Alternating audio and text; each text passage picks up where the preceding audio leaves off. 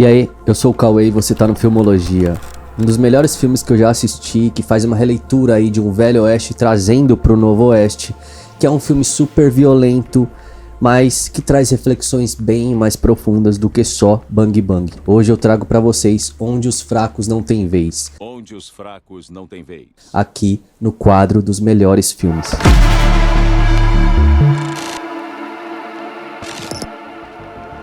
Onde os Fracos Não Têm Vez não é só mais um filme qualquer, e esses filmes geniais, como eu já falei antes aqui, são difíceis de se categorizar num gênero só. Ele pode ser um suspense com ação, pode ser um velho oeste, pode ser um drama de existencialismo, de envelhecimento, ele pode ser um noir, quem sabe? Nem os próprios atores conseguiram definir 100%. É um filme que é cheio de detalhes que torna uma obra ser bem mais profunda. O filme ganhou vários Oscars, incluindo de melhor filme e de melhor ator coadjuvante, no papel ali do Javier Bardem, que tá brilhante, a atuação impecável, um papel de um personagem muito icônico que interpreta o Anton Chigurh. No título original, que seria No Country for Old Men, ou literalmente Sem Espaço para Homens Velhos, traz essa reflexão que o xerife Ed tem sobre a violência está aumentando na sociedade e como ele não pode fazer nada a respeito disso. Alguns dos xerifes da antiga nunca andaram armados. Muita gente não consegue acreditar nisso. Jim Scarborough nunca usou arma, o Jim mais novo. Gaston Boykins não andava armado lá no condado de Comanche. Sempre gostei de ouvir histórias do pessoal da antiga. Hoje em dia o xerife Ed ele tem medo dos bandidos muito mais do que ele tinha antes. Isso fez até com que ele sobrevivesse mais tempo, inclusive, do que o pai dele. Isso reflete no sonho do final do filme. A gente vê o filme pela ótica dele, então por isso o filme é muito violento mesmo. Mas além disso, o filme ele traz outros detalhes, outros temas ou até subtemas, como por exemplo a inocência versus a maldade. Quanto quer por essa camisa? Não se preocupa. Eu te dou a camisa. O bem versus mal, e até 3 tipos de personagens pra gente conseguir visualizar isso melhor. Um representando o bem, outro representando o mal e outro que tá no meio disso. Na história, a gente vê uma maleta de dinheiro aí, que era de um empresário magnata envolvido com crime. Ela tá perdida e ele contrata mexicanos pra recuperar ela. Só que aí o nosso personagem protagonista ali, o Moss, que é um ex-militar e agora caçador, né, de animais, ele tá ali numa das suas caças e ele encontra essa cena de crime, vai até lá e pega a maleta pra ele.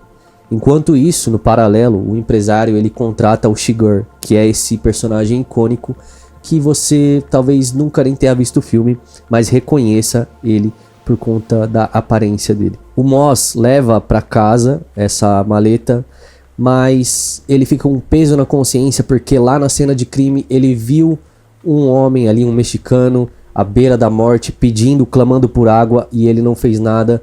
E aí ele decide levar a água de volta para aquele cara.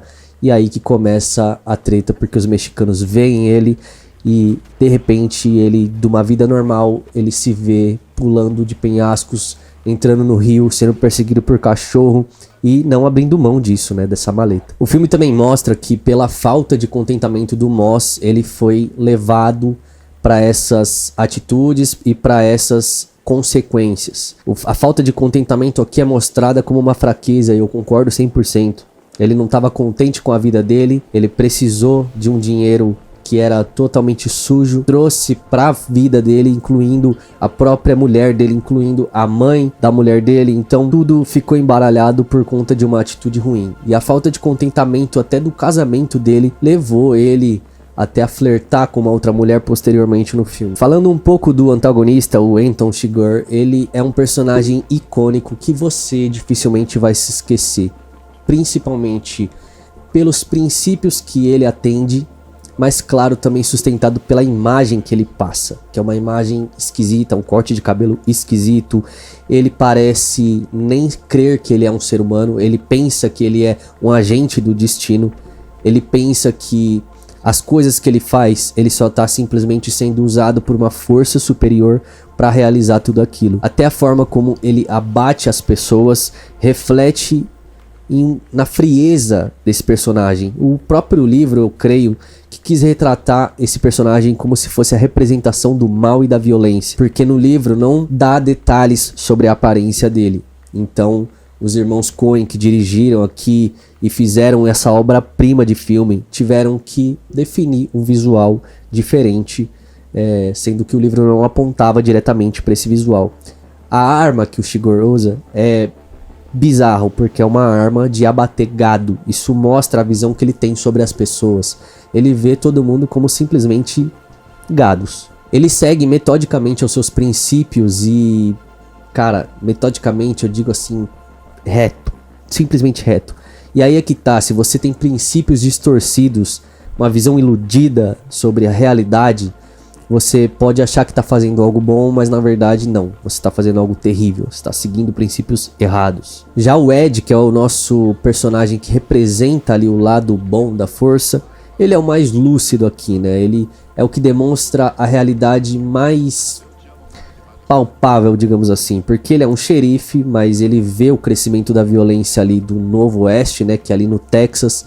Ele vê que tudo tá muito perigoso. Antigamente ele disse que não precisava nem sacar a sua arma, mas que ele conta ali, até no começo do filme, que teve um caso que ele condenou um rapaz ali pra pena de morte, porque o rapaz tinha feito coisas horríveis e dizia que se ele fosse solto ele faria novamente. Não foi um crime passional, foi um crime intencional, ele planejou aquilo.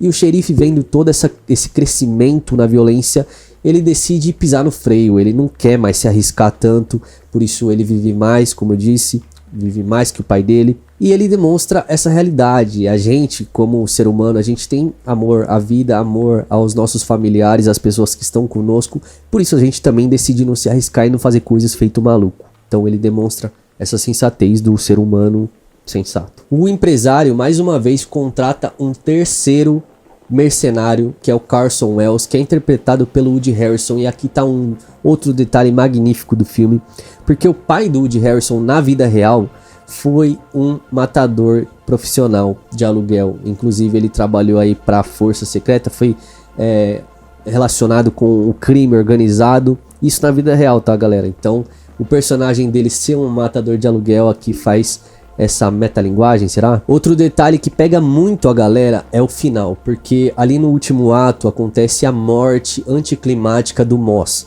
A gente tá esperando ali acontecer o embate entre o Shigor e o Moss, e isso não acontece. A morte do Moss nem aparece na tela. Os mexicanos aí, por um deslize da avó da mulher do Moss, acabam encontrando o hotel que o Moss está, vão lá e dão um fim na vida dele. Mas isso nem mostra em tela, então muita gente ficou frustrada com isso.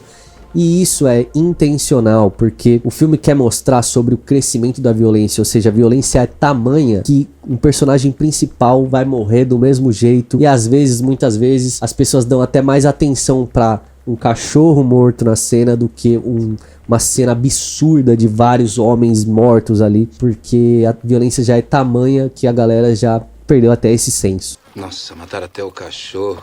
É um cachorro morto. É assim. O Shigor, ele perde a paciência, né, com o fato daquele empresário ter contratado outro mercenário. Ele vai lá, mata esse empresário, mata o Carson Wells. Ele, por fim, acaba matando a mulher do Moss, porque ele prometeu isso pro Moss. Ele disse que se ele não devolvesse a mala, ele ia matar a mulher dele. E ele nem precisava fazer isso, mas por ele ser muito metódico e muito fiel aos seus princípios, ele disse que ia fazer, ele foi lá e fez. Tem algumas pessoas que ele misteriosamente decide poupar, como por exemplo uma senhora que ele entra ali, pede umas informações, mas ela não responde, ela não dá muita trela, ela diz que não pode responder e ele simplesmente vira as costas e vai embora.